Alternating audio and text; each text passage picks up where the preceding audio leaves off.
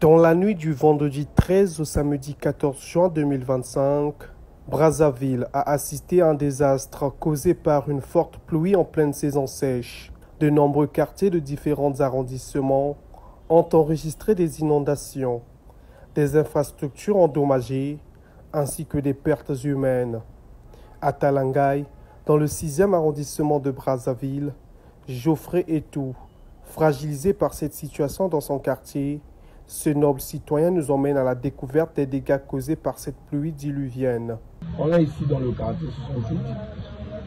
D'après le découpage administratif, quartier 610, vers l'église Kimongui, l'église catholique Saint-Joseph. La pluie diluvienne d'hier nuit a causé plusieurs dégâts dans mon quartier, que j'ai cité tout à l'heure. On a eu des inondations, des ensablements. On a eu des cas où des parcelles sont carrément ceinturées par l'eau ou par le sable.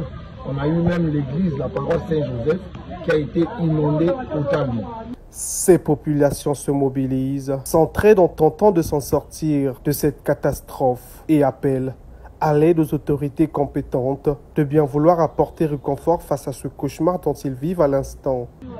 Nous, population de ce quartier, nous demandons de l'aide aux autorités compétentes de notre pays en général et de notre arrondissement Talangaye en particulier. Notamment, le maire de l'arrondissement Talangaye est notre honorable. Si elle peut avoir un bon cœur de venir nous assister. Parce que nous, actuellement, nous vivons des situations très difficiles.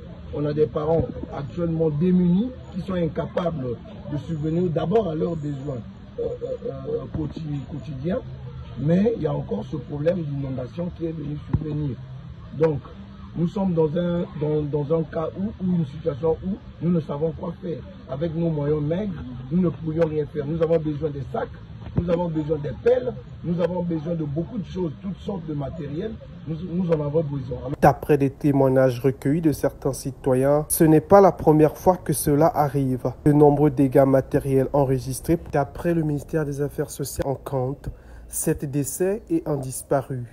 De nombreux blessés, dont 2 enfants hospitalisés à l'hôpital de Talangaye.